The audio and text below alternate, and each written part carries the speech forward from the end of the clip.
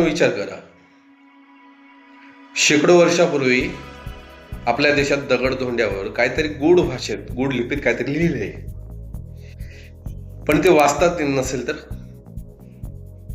होय, 19व्या शतकापर्यंत सम्राट अशोकाच्या शिलालेख संपूर्ण भारतभर पसरलेले होते, पण ते कोणालाही वाचता येत नव्हते.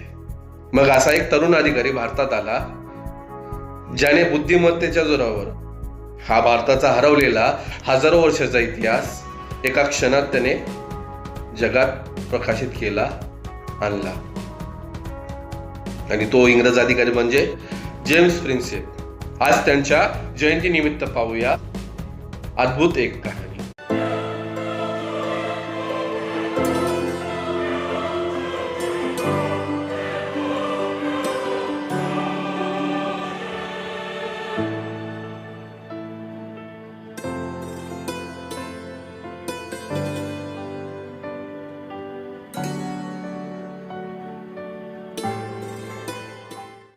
नमस्कार मित्रांनो, नमो बुद्धाय, जय शिवराय आणि सर्वात महत्वाचं म्हणजे जय भीम.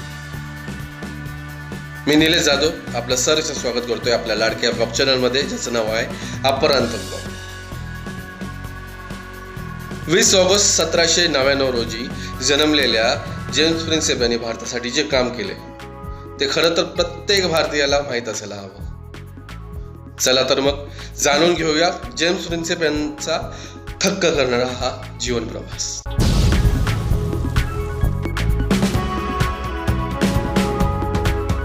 वयाच्या अवघ्या 20व्या वर्षी जेम्स प्रिन्सेप भारतात आले.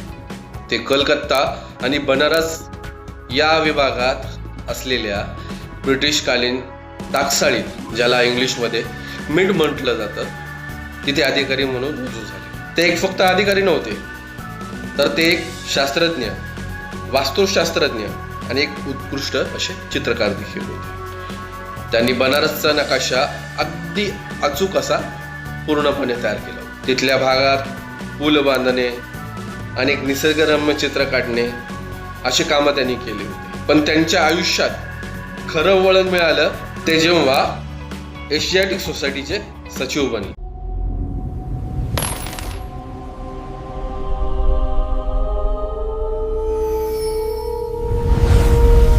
कलकत्त्याच्या त्या एशियाटिक सोसायटीमध्ये असताना जेम्स प्रिन्सेप यांच्याकडे प्राचीन नाणी, शिलालेख आणि त्यांचे ठसे त्यांच्याकडे अभ्यासाला यायचे.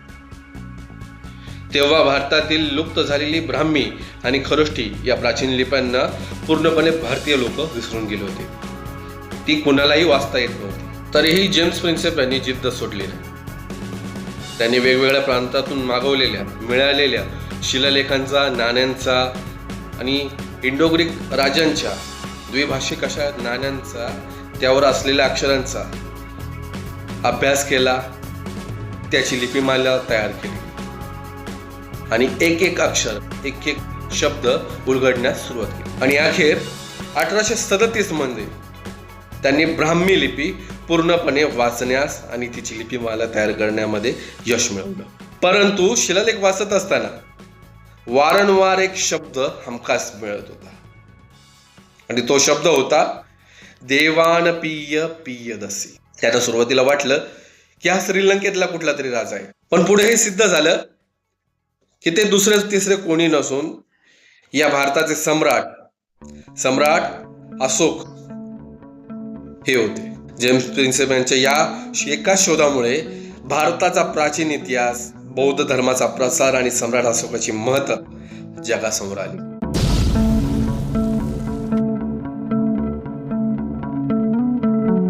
जेम्स प्रिन्सेप या संशोधनात इतके गढून गेले होते की त्यांनी आपल्या आरोग्याकडे संपूर्ण दुर्लक्ष केले होते.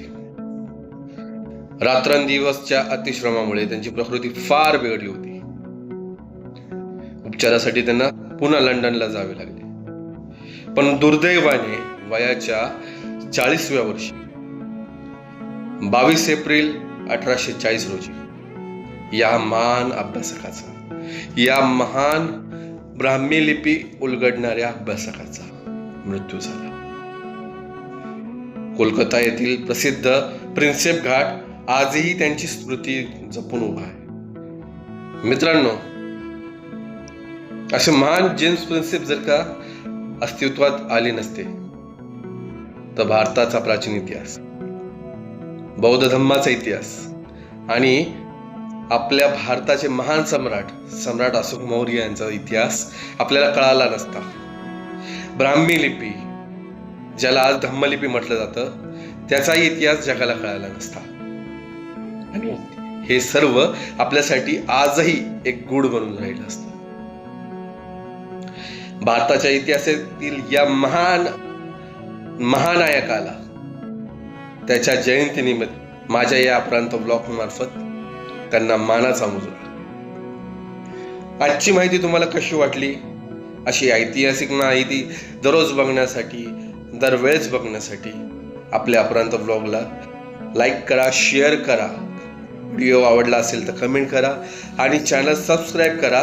सोबत बेल आयकॉन दाबा, जेणेकरून असेच नवीन आणि दर्जेदार व्हिडिओ नेहमी आपल्याला बघायला भेटते.